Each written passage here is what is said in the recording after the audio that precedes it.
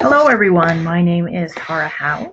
I'm the VR Transition Program Director for Vermont, and welcome. I really appreciate so many of you taking the time from your busy days to hear a little bit more about what we do at VR, and hopefully I can answer some questions as they come up, and this is a great starting point. I'm always really happy to hear from families about what's working and any suggestions. So this particular webinar is called Vermont Division of VocRehab, Serving Youth with Disabilities. A couple of housekeeping items. So there are a couple of handouts that are available, and I'll reference them as we go through. And then just know that the webinar is being saved, so it'll be available after this time on the VFN website. And also our YouTube channel. And also the YouTube channel. So without further ado, let's dive right in. So again, my name is Tara Howe, and just to say a little bit about where I come from and kind of my perspective on all of this and working for VocRehab. So I've been working in the field for 20 plus years with youth and young adults and working human services and education some, and I have a strong passion for helping youth and young adults and really understanding that transition is not just for the youth and young adult, but it's really a family system experience, and wanting to look at that and respect that and help in whatever way I can. So just to say a little bit about some of the topics we're going to talk about. So I want to start and just talking a little bit about what is VocRehab. Some of you may have heard about it before. Some of you may have never heard of it. And so I just want to give some general background about who we are. And then there isn't a specific slide around this, but I want to say a little bit about the Workforce Innovation and Opportunity Act, or WIOA, because I think that's an important part of our work, not only within transition, but really VR in general. Next, we'll talk a little bit about why is work important, and then pre-employment transition services, which you may have heard as PRE-ETS, and transition services, so what that is, and then really getting into what are the roles, what does this look like, and the collaboration, and who do we serve, and what is it, what can you expect as a parent? So I'll do my best to answer those questions. And then there was also some interest in thinking about, as individuals hit graduation and then think beyond, what does that look like a little bit? So I could talk about kind of the practical piece and then what one might expect, and then also provide a couple of examples. This is a composite, not specific to any particular client that I or anybody has worked with in VR, but rather just kind of thinking about information that would be helpful for examples of how we might be able to serve clients. And then, of course, any questions that come along the way. So I would offer that if there are questions that come up as we go, if I can answer them, I'm happy to do so. There will also be opportunity at the end for you to ask some questions. So just to say a little bit about VocRehab. So if you wanted to talk about kind of a semi-official title, Vermont VocRehab offers free services. So that's one thing, is free. I do have parents ask me questions, how much does it cost? It does not cost anything.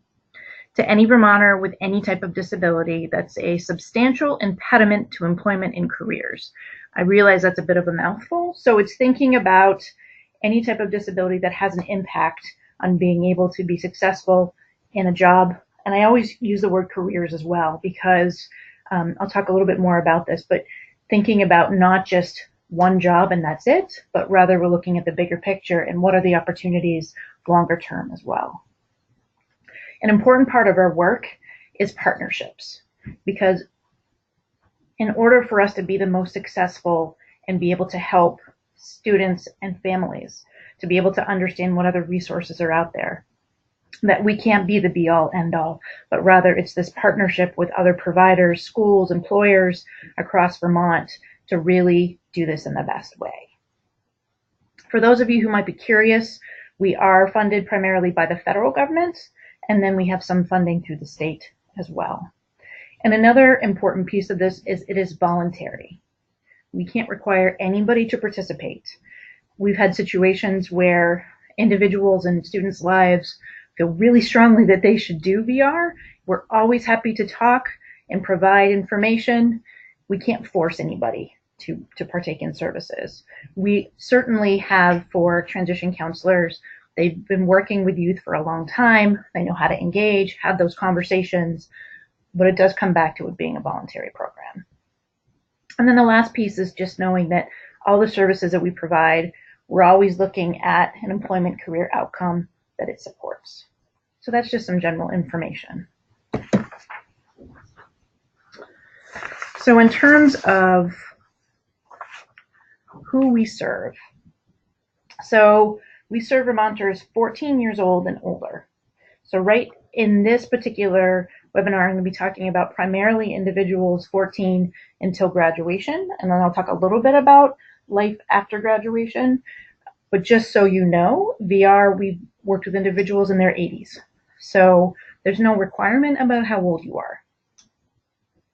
And the intention is always to gain, retain, so be able to keep a job, advance in a job or career, or regain. So something has happened and people are going back to work. Anybody who's on SSI or SSDI would be automatically eligible. So just a heads up on that. For some people, that's not their world, but just a heads up that is true.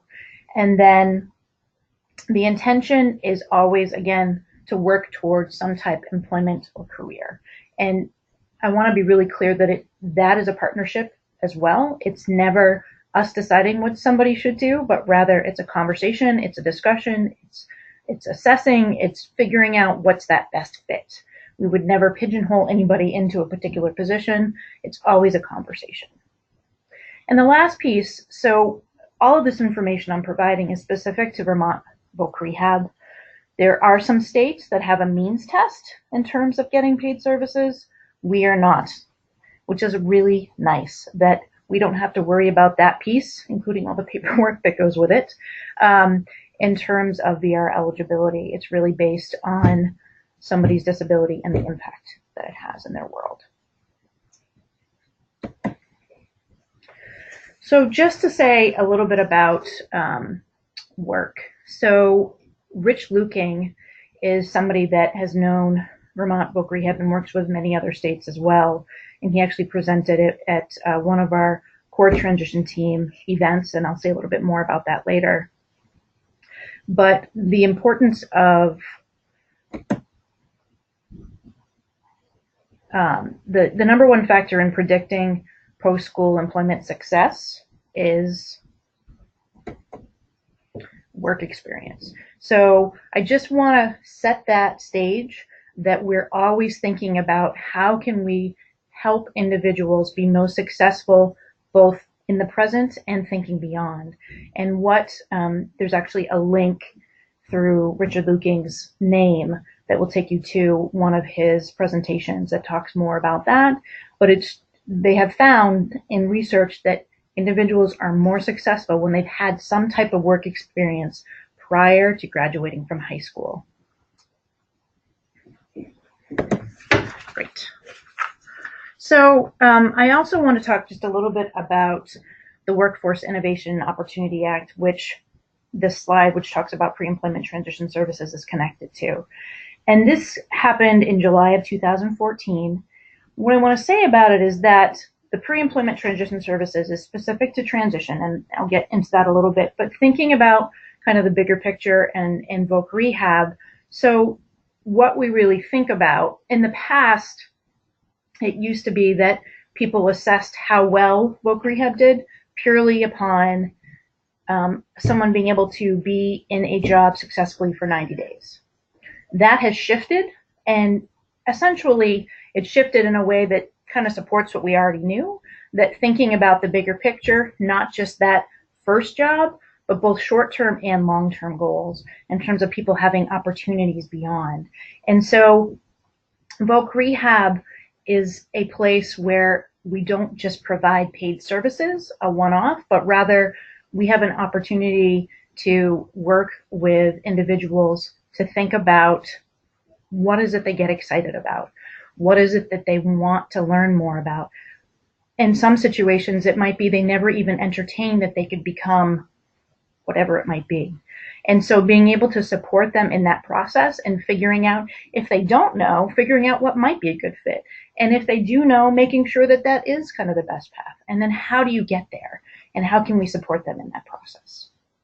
So I just wanted to say a little bit about that before I jumped into pre-employment transition services. So this is also part of the Workforce Innovation and Opportunity Act. And for those of you who have known VocRehab in the past, so it used to be, and I was one of these transition counselors, it used to be that transition counselors lived in both the high school world, and they worked with individuals beyond high school, up until 22, 23, 24 years old, maybe even a little beyond. When pre-employment transition services occurred as part of WIOA, then we had to shift things because we have to, a certain percentage, 15% of our funds have to go toward that. So we shifted all these transition counselors into the schools full time. And so as part of this pre-employment transition services, because what they're thinking about is, what is it that youth would really benefit from as they're getting ready for the work career world? So these 5 areas, and you can click on any of those in terms of getting more information through WinTech, which is essentially a technical assistance center that has some great resources around VocRehab. But it's these 5 areas. So job exploration, or I would say career exploration counseling, what are the opportunities? What makes sense? I think there's a little bit of labor market information that's always helpful within that too, because one job that is very popular in one state may not be for Vermont. So understanding that piece is always part of the process. What do they get excited about? What skills do they already have? Sometimes it's having conversations about things that they never saw as a skill or ability before, or strength, and being able to look at it in a different way. Work-based learning experiences. So this could be in school, after school, experiences outside of traditional school, and or internships. So I'll talk a little bit more about that farther along, but there is a strong partnership with the schools in order for us to be able to do this work most effectively. And then thinking about life after high school and preparation for life after high school. So just opportunities to know what's out there. And one thing I can think about, so Community College of Vermont has something called Intro to College and Careers, which some individuals are very familiar with and some have no idea about, which is a free class that gives you an opportunity to do some exploration, to know if you decide to go on post-secondary, what that process could look like. But it's not just for that. It's a lot of that information that's really helpful as you look at life after high school. Again, some individuals really know about that and some just haven't heard about it. So we try to be an additional connection that way, because again, one person can't know everything. And so how do we support that process? And I would say also within that we do work in collaboration with school counselors, that it's never that we, again, are supplanting or usurping anything that they're already providing, but rather working in collaboration. And we understand school counselors have a lot on their plates as well. So how do we support each other to make sure that students are getting what they need? So workplace readiness training to develop social skills and independent living. So in order to have a job, there's times when we worked with individuals who are so eager to get out in the work world, and there's pieces that would be really helpful for them just to have an opportunity to get feedback on before they jump in. So it could be around the social skills things, like being able to use your cell phone or not use your cell phone, and when is it appropriate or not appropriate, what kind of conversations are okay or not okay. There could be even some financial literacy pieces in there. There's a nice, there's lots of different options in that. When you think about workplace readiness training, there's lots of pieces, and we're able to support some of that. Again, not the be all end all, but we have some opportunities within that. And then instruction in self-advocacy. So there's a lot of pieces around this in terms of thinking about, in the present and life after high school, what is it that the individual is going to need to be able to communicate? in terms of, do they need any accommodations? How do they let people know when they're being taken advantage of? How do they know when they're being taken advantage of? How do you find the language in order to be able to communicate that in the best way? And how do we support people in that? So that's another piece of the process. And we have partners, like I said, in many of these pieces, and I'll talk about that a little bit more. The next statement, I realize, is a little bit thick in language, but I just wanted to take that directly from of how it's written for us, that there's nothing that we can provide or pay for that would take away from what special education or related services are supposed to be providing for free appropriate public education to children with disabilities. So I know sometimes it comes up about, well, can you pay for this?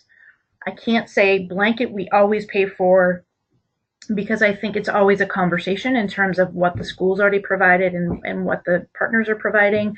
I think now when we're talking about personalized learning plans and proficiency-based graduation requirements and work-based learning that's also existing in the school, we need to get an understanding of that, what's in the transition plan, what's in the IEP. So there's no black and white answer to that. We are a very individualized service and try to really respect that. But I just wanted to put that piece in for you to understand that we can't take over paying for things because the school has decided not to pay, or there's some complicated circumstances around that.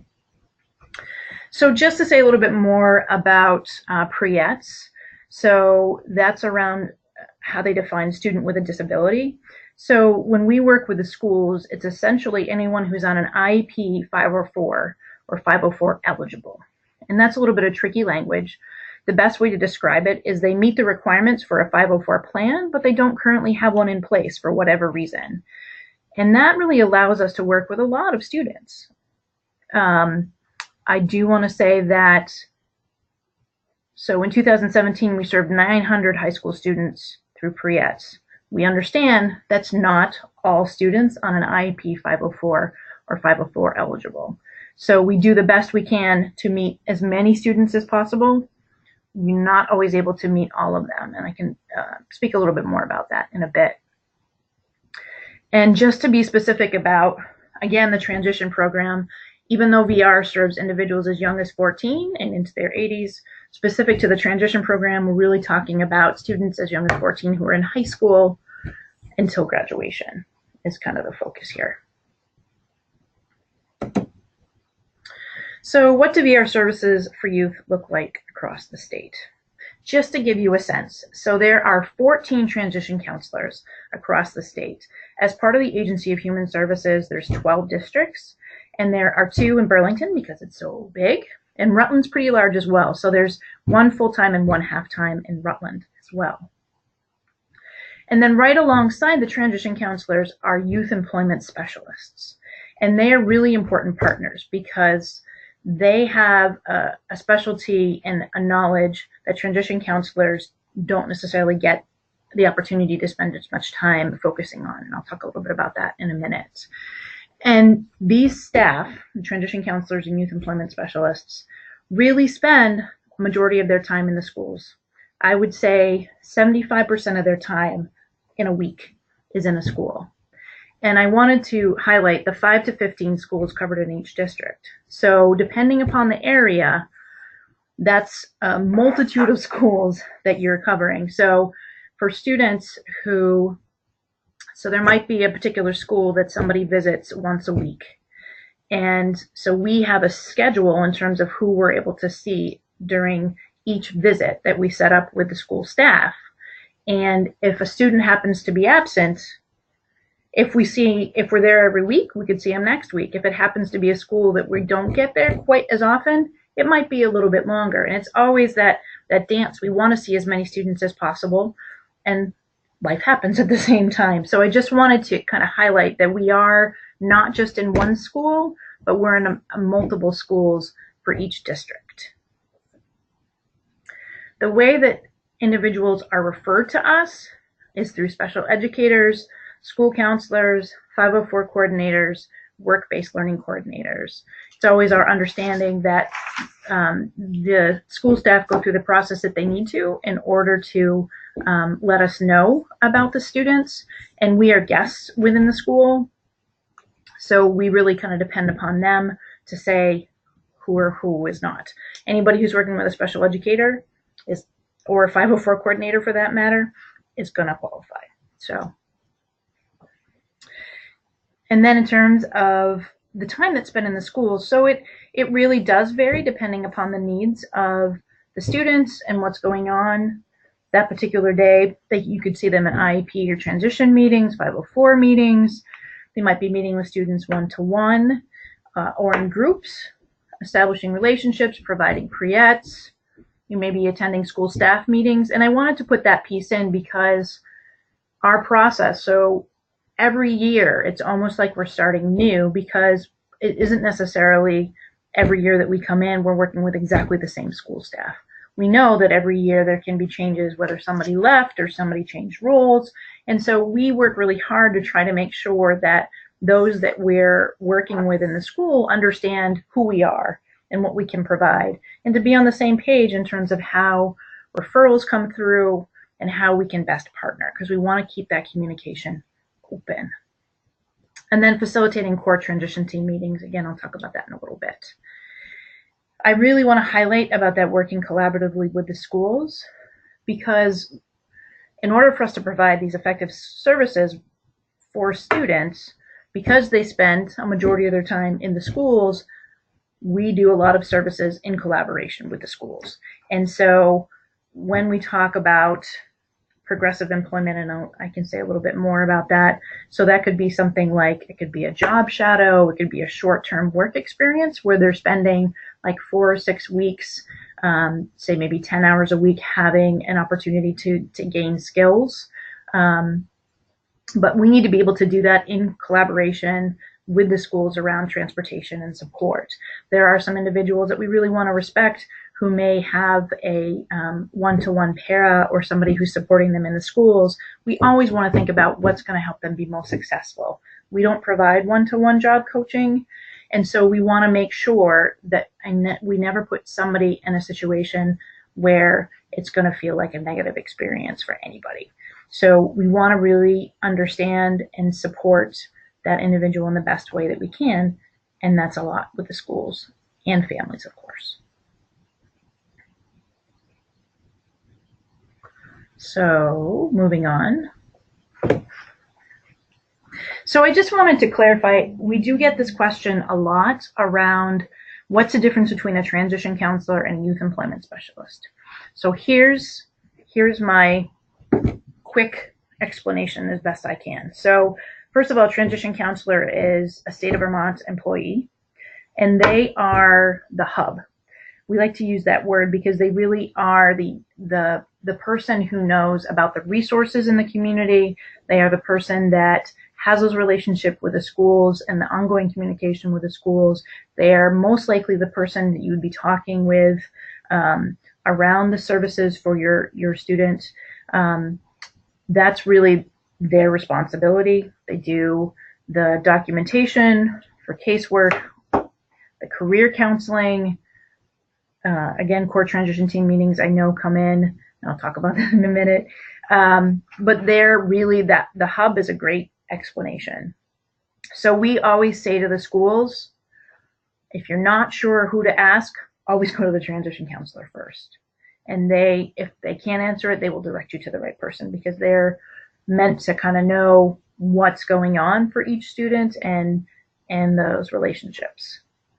So the youth employment specialist is through VABER, Vermont Association for Business, Industry, and Rehabilitation. And so they work in collaboration with us. Their specialty is around the connection with the business community. So when we talk about opportunities for competitive employment, for work experiences, for job shadows, for company tours, they are the person to help with that piece. They also are great at doing group activities, could be around resume writing, interviewing, workplace etiquette, all of those type of pieces. I think whether transition counselor or youth employment specialist, one part that we always try to provide is thinking about the student understanding the impact moving forward of what is it I want to make sure that people know for me to help be successful. We want to help give them the language for that and to know what their rights are. We do understand that in every situation, they don't want to disclose, and that's okay. But being able to help them with that process of understanding when, where, how is an important piece. And I just also wanted to make reference about the business account managers. So the business account managers, we affectionately call them the BAMs. So you may have heard that term before. Their entire role is the connection with the business community. They do not work directly with students. They spend their time making sure we have strong relationships with the business community, so that youth employment specialists can then go into the community and set up these experiences for students. So the youth employment specialist is often the one who has that more specific information, who is going to an employer and saying, you know, here's this opportunity, bringing the student in to meet them. That's really the youth employment specialist. They also do outreach, youth employment specialists, but the business account managers, that is their world. And the other important person just to know about are regional managers. So there are 6 regional managers as part of VocRehab. They each have 2 offices that they oversee. They are a good go-to person. We hope we never have any vacancies in transition counselors, but if you ever there's ever a situation where we had kind of a month where we might not have somebody, the regional manager is a great go-to person. If you have any kind of general questions, sometimes they can be a good resource. There was a question about whether or not business account managers work for VR or VABER. I believe it's a combination of both. Some are connected to VR and some are connected to VABER. It's kind of a unique role that way. It's just, I don't know the specifics of how that's set up, but that is the case. Regardless, they are a team that works together. I wanted to just make a quick mention in case anybody had heard the term career consultant. So I wanted to be respectful about the information that we provide exists beyond a year, 2 years, even 3 years. We are in the middle of having a 5-year grant that's around work-based learning. So the term career consultant might be something that's heard. They are an additional support that exists for individuals who are part of that. If you are curious about, want to know what that is, or you've heard about it, or maybe even your students involved, please email me and I'm happy to give more information. But I just wanted to mention that piece.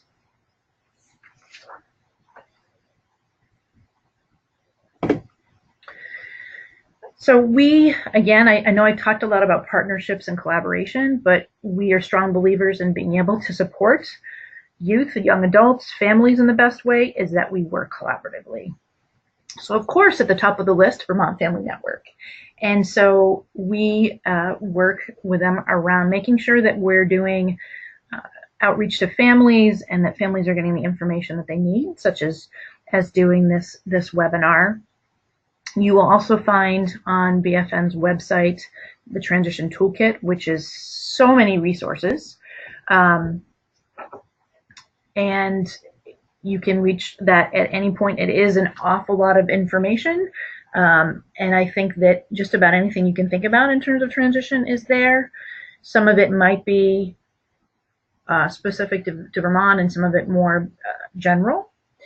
There is also county-specific transition resources, so we felt it was really important as part of core teams, which I will talk about in a second, to make sure that we respect the fact that every community is unique in terms of what's available, in terms of what's needed, and so that's where those came from. So you will also find for many of the counties specific transition resources. There was a quick question, I just want to answer this, about BAM's work with in-school youth. So BAM's work collaboratively with the youth employment specialists, yes, to do outreach to employers about the potentials of working with youth. I also wanted to briefly mention about the Youth Advisory Council.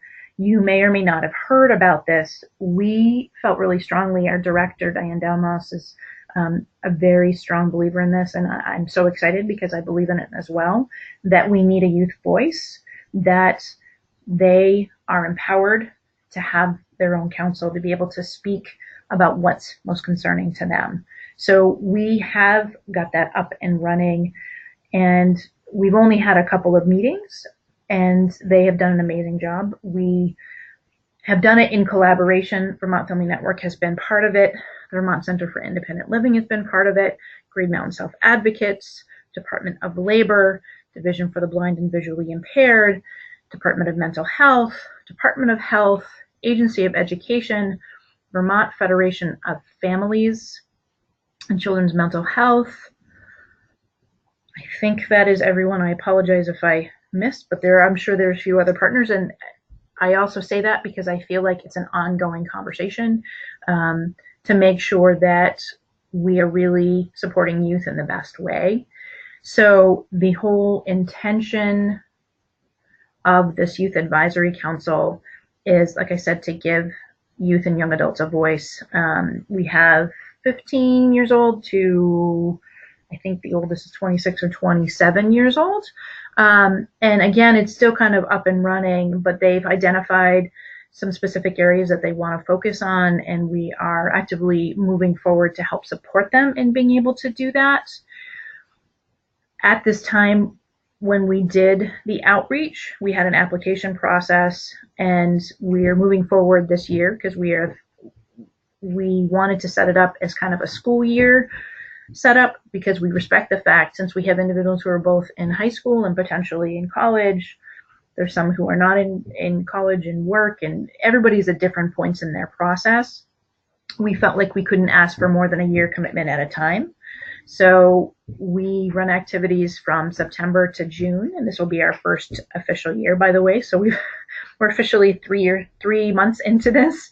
And then with the idea that in the summer, if we need to do enrollments again to expand the members for the Youth Advisory Council, that we would open that and give them the opportunity. So at this time, the opportunity to join would likely open up again in the summer, and we can send out information, of which Vermont Family Network will be privy to when that's available. So I'd also mentioned the Vermont Center for Independent Living. We work with them. If you recall, as part of pre-employment transition services, there was self-advocacy in there. When that first came down, it was clear that self-advocacy, we needed to look at that really as a whole and not just something that purely VR can provide. So we looked for our partners from Vermont Center for Independent Living to support us with that. So they have been providing workshops within the schools. It's a collaboration, working with a transition counselor and their connections at the schools, and then setting up workshops with the youth. So it's specific to the youth. And conversations that happen in there, it's around communication, understanding their rights, workplace etiquette. And it's really a great conversation because the individuals who are running these workshops are coming from their own experiences, a been there, done it kind of experience, where they can speak to the things that worked really well for them and the challenges they faced along the way. So it's a very different kind of conversation, and we found it's been very successful and is continuing to go on. There is a link, Transition High School to What's Next, How to Overcome High School Barriers. That's actually a YouTube video that they had put together a year or so ago, where they're speaking about their experiences. So there's another opportunity. And we're always talking about how do we provide as many opportunities as possible for empowering youth and young adults, for helping to give them the skills so that they can feel more independent, so that they can move forward. We want to always give as many opportunities as possible. And then the last piece, I wanted to say a little bit about core transition teams. I know I've referenced it many times. I want to speak to that. So when the Workforce Innovation Opportunity Act with Pre-Employment Transition Services came around, there was a meeting to pull together individuals, professionals who were working with youth from schools, from designated agencies. So those are agencies that are providing mental health developmental services. as well as there's some post-secondary program that was connected. Vermont Family Network was connected. Agency of Education was connected, where people were coming together and having conversations about how do we work together to provide the best services both in school and as we think about transition. What can we do to support individuals and their families as they try to figure this out? And what came out of that initial meeting was we should have core transition teams. And they have existed actually for many years before I was working for Vermont VR. And it came at one point from a grant around the collaboration, and it naturally evolved out of pre-employment transition services, because it is important that we are always communicating and always figuring out what the best resources are, which is ever evolving itself. So there are 12 teams that exist across the state, and those sitting on the teams are school staff, again, individuals from the designated agencies, mental health or developmental services, could be post-secondary programs, could be parent-child center, it could be, there's so many, Department of Labor, Department of Health, Department of Mental Health, DCF, Partnership with Children of Families, Youth Development Program sitting on there, Vermont Adult Learning, or Central Vermont Adult Basic Ed. There could be, it really varies depending upon the community, as you can tell. And the whole idea about it is for them to share resources. And so what's really great about this is there's conversations that happen in there where everybody goes, oh, you provide that? That would be great for the student I'm working with. Or I provide a piece of that too. How do we collaborate and make this easiest for students and families to understand? Because the last thing we want to do is make it confusing. It's already a really intense time for everybody. So how do we make this easiest to understand? And I think there's a real value in these teams coming together and trying to figure that out among themselves so that we can present information that's the easiest to understand and access. So that's really what that's all about. And there's a statewide interagency core team event video. So that has a link to a YouTube video that we did in 2017. I will say that it was done internally in terms of VR. So it is not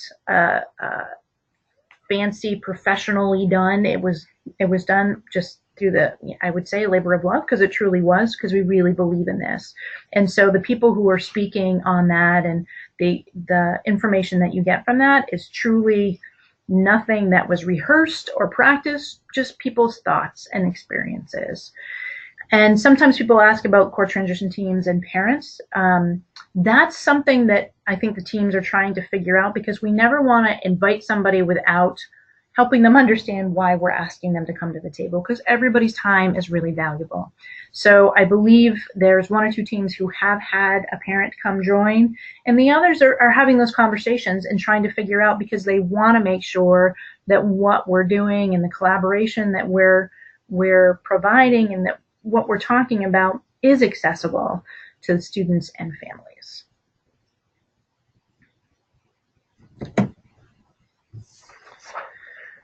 So I want to just talk a little bit more about pre-ETS and then transition. So as part of the pre-employment transition services, the whole idea was to cast a wider net to be able to serve more students. And that's why we can work with individuals younger, and it's actually called like potentially eligible students. So we're able to, again, with the collaboration with the school, to provide some of these services without having to go through necessarily the whole VR process, which I'll talk a little bit more about. As with any organization, there's paperwork, and we always want to make it as accessible as possible. In pre-ETS, in collaboration with the schools, we send out information to the families. There's some things that we can do initially just to be able to also help people understand what VR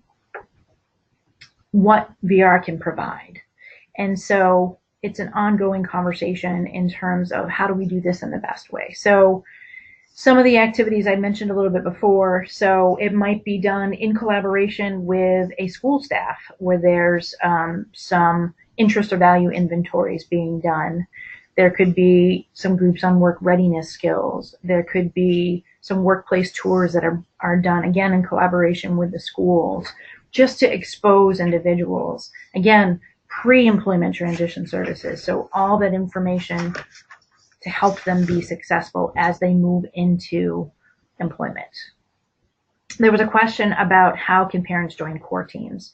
So if you are curious about core teams, I would ask that maybe you reach out to me and then I can connect you to transition counselors are typically the facilitators for the core transition teams, and we can help with that connection. I also have some familiarity with where they are in that process because, again, I really value your time, as do you, I'm sure, and we want to make sure that where they are in the process is going to be of help for both. And there's a real specific, usually within the teams, they have agendas each time in terms of what they're talking about and what the focus is. Sometimes it's around a transition fair. Sometimes it's around just hearing about some of the resources like assistive technology comes to present, or it could be post-secondary programs that exist like College Steps or Think College, programs like that.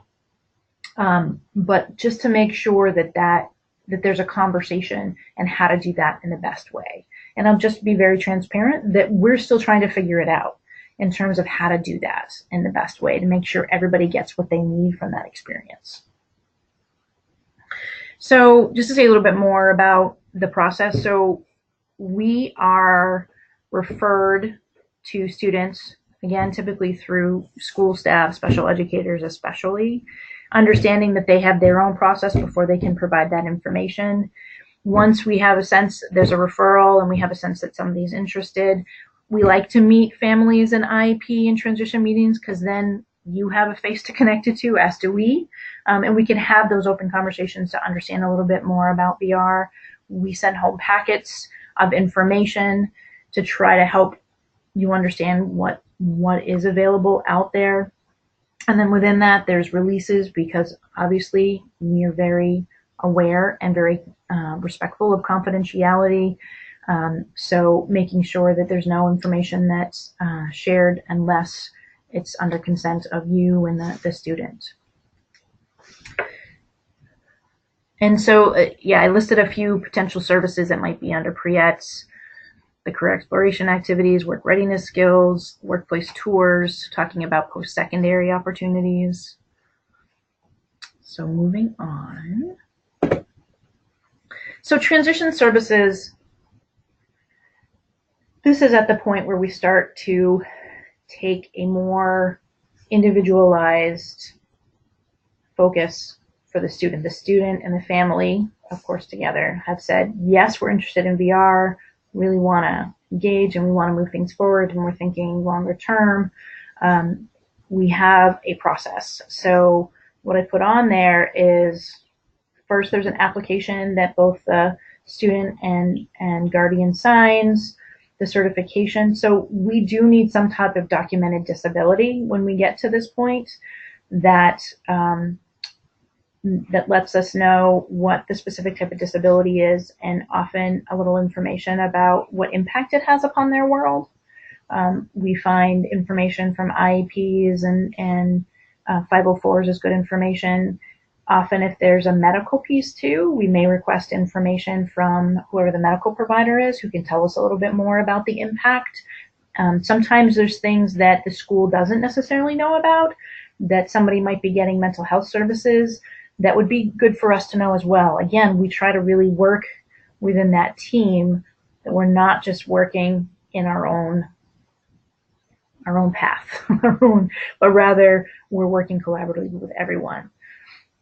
And then the last step of the process is called an individualized plan for employment, or IPE, different from an IEP, and I apologize that they're close in terms of the acronym.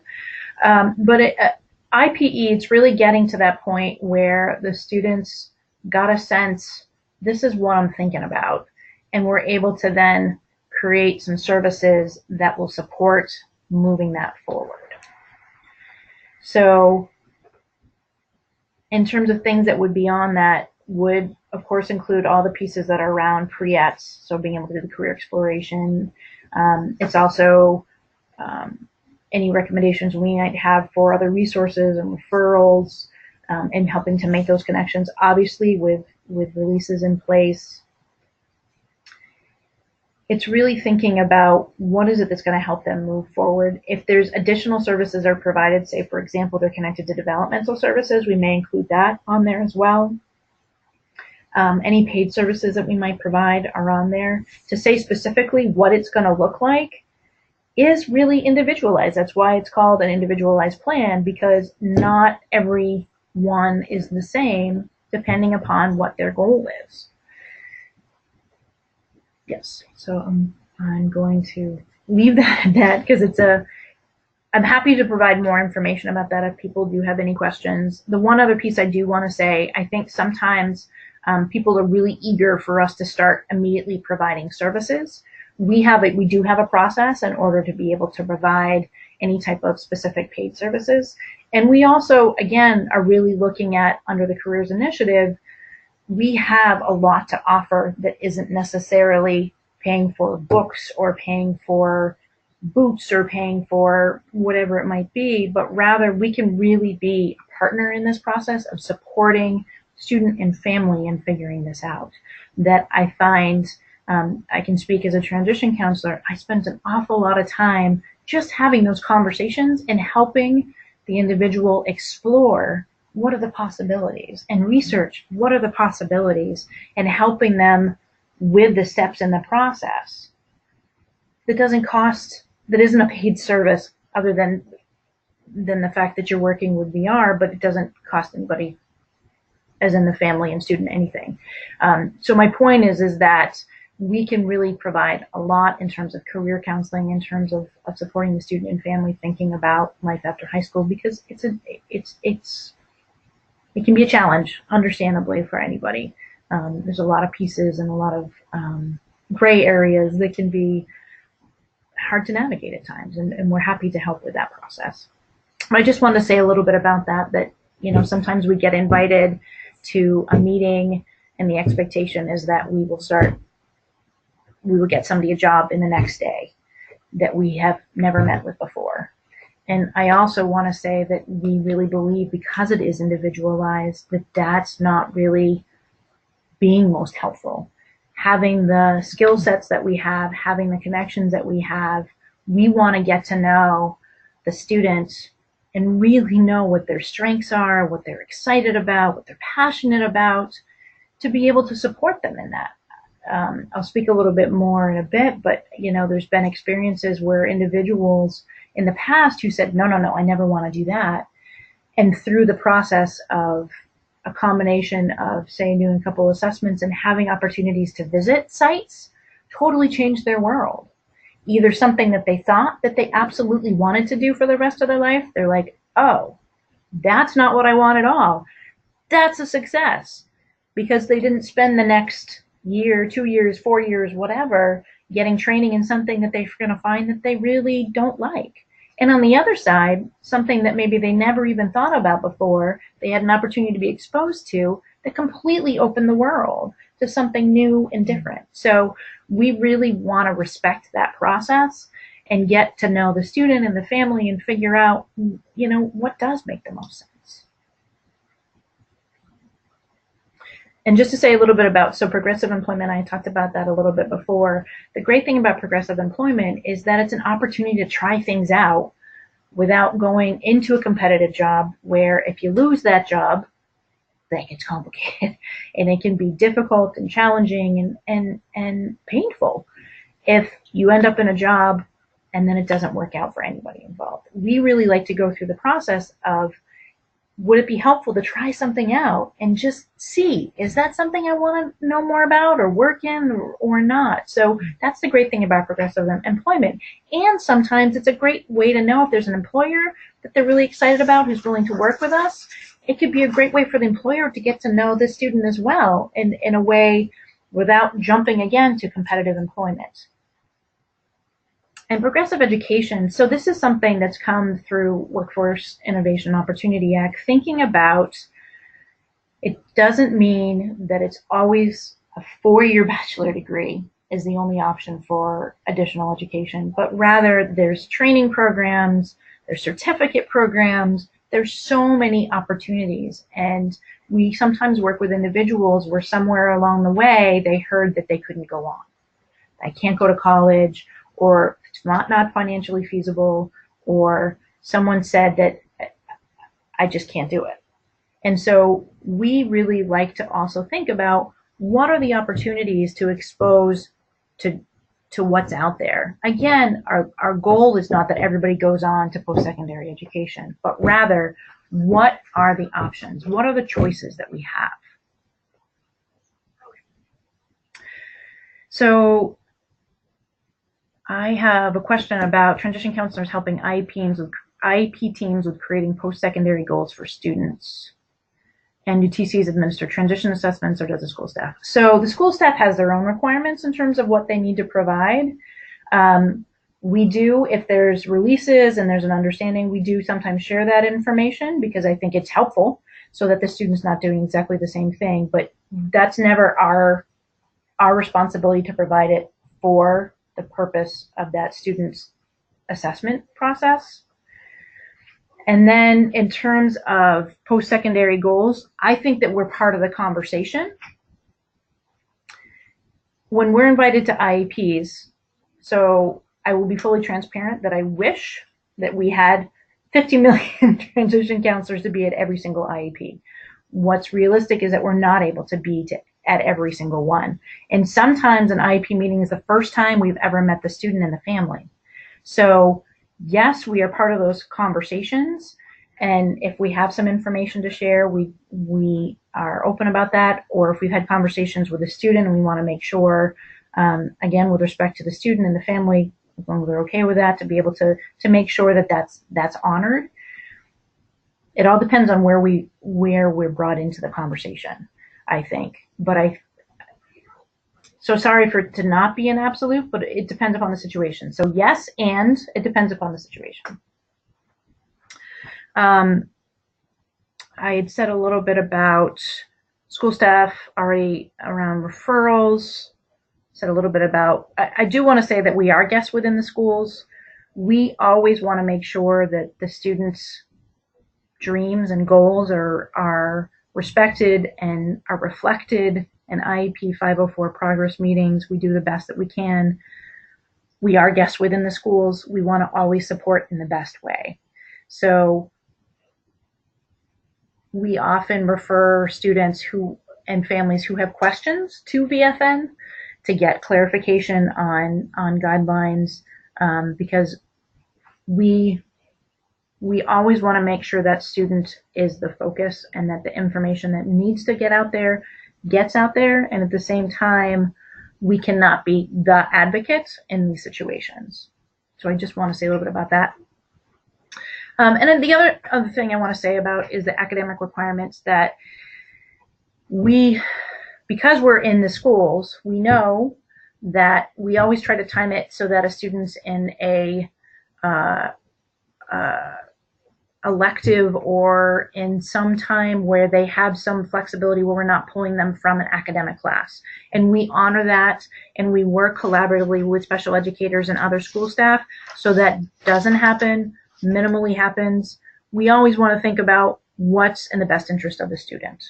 So I just really want to say that our intention is never to pull somebody from an academic class. We need to make sure that they stay in good academic standing and they need to do what they need to do. So we try to work as much as possible around that, and also understanding what is the need for the student in the moment. So I just wanted to mention that. Okay. Time goes by so fast. So just a couple little things. So families are welcome to refer directly to us. I know I talked a lot about school staff, and other partners do refer to us, sometimes designated agencies, mental health counselors might refer to us. Families are welcome to do so, as much as we make every effort to know about all students on 504s and IEPs. We do not meet everyone. It just happens that way. we really are dependent upon the schools to give us that information and be able to share that information, again, understanding what their process is. But I just want to be transparent about that. So the different ways you can either contact the VR office closest to you to talk to the transition counselor, you're always welcome to reach out to me directly, and I can get you connected to the transition counselor in that area. You can also ask the school staff about referring to VR and what the process is. And if there's ever any questions about any of that, you're always welcome to reach out to me. We also make every effort to stay in contact and encourage students to practice communication skills and self-advocacy.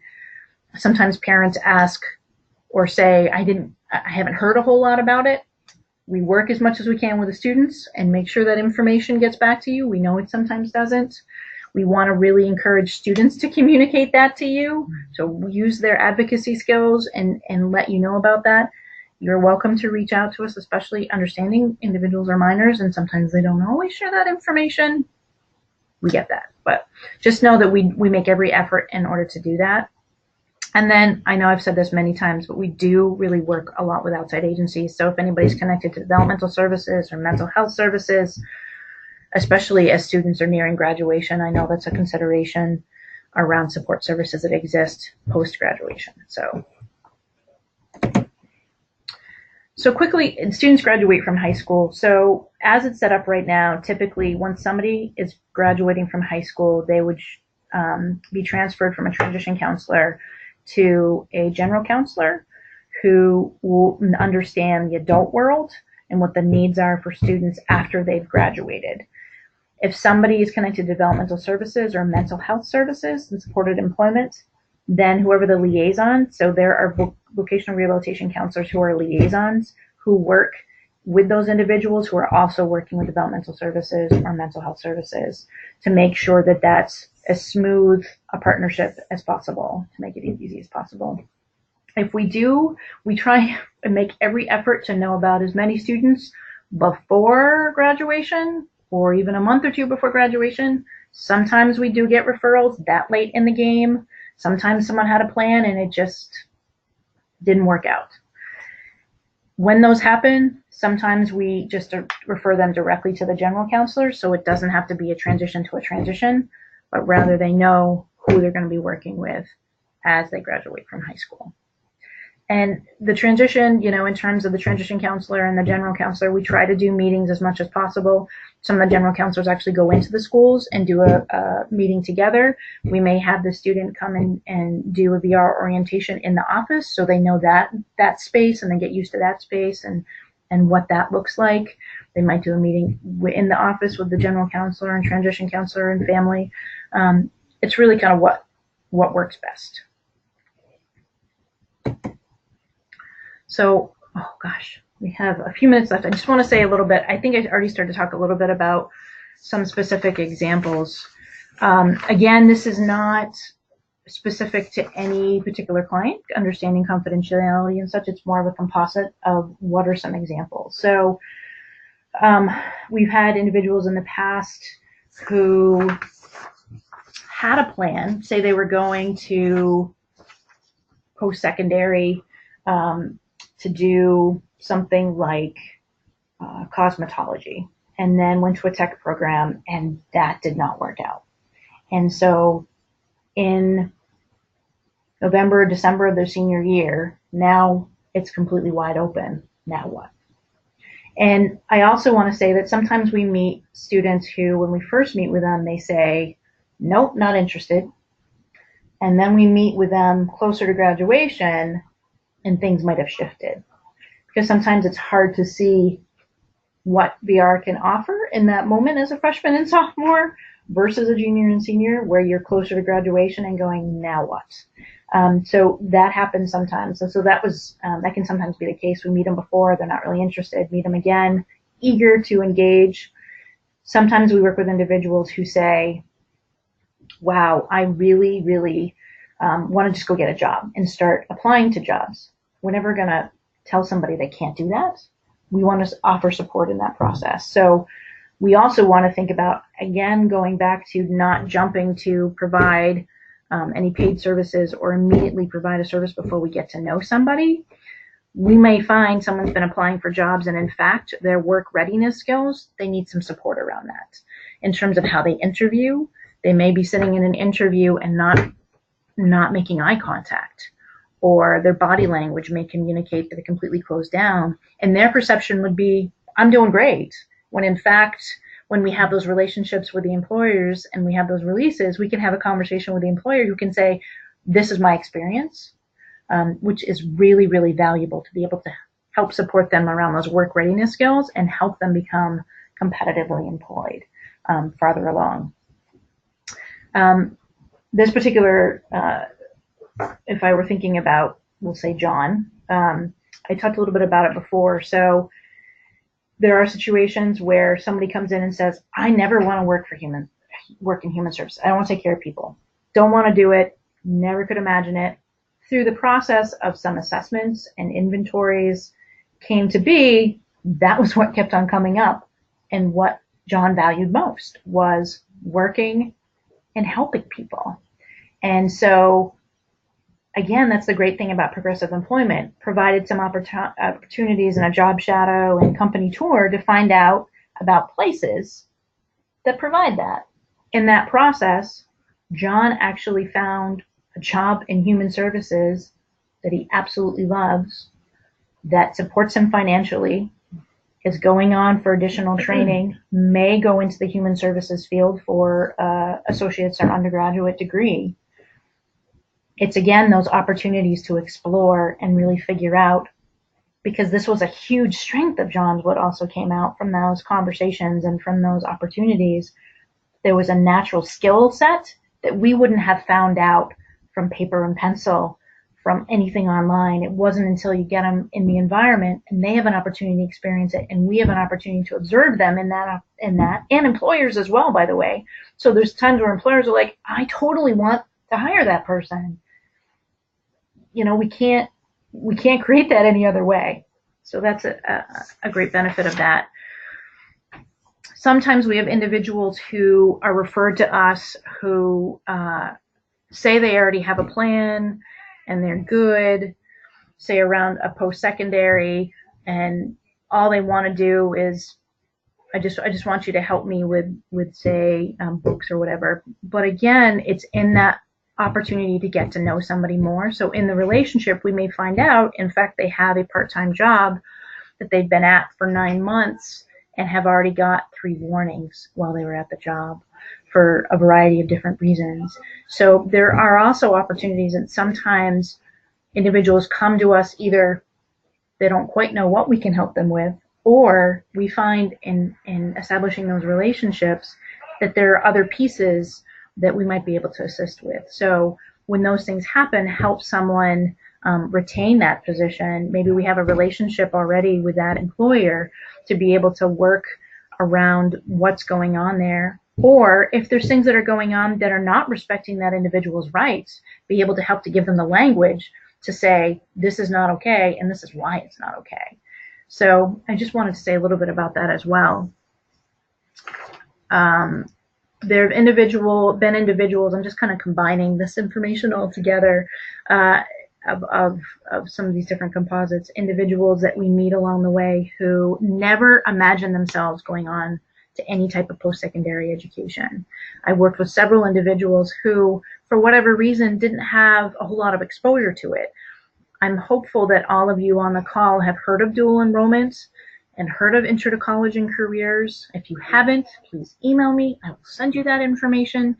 The great thing about Intro to College and Careers, or any type of progressive education opportunity, is just letting people know what exists and what's out there, and that it doesn't have to be dual enrollment or nothing, or it doesn't have to be four-year college or nothing, but that there's other pieces. And sometimes it's just that exposure of going and talking to somebody who actually is an academic advisor or a professor there to demystify it and know that there's possibilities, or to connect them to the right financial, whether it be VSAC or an other entity that can help them figure out the financial piece. Sometimes they've already figured in their head, it cost me $50,000 to go to college, so I can't go. When in fact, there are opportunities at community college or other colleges where it might be very doable. but we don't know if we don't have a chance to do that research.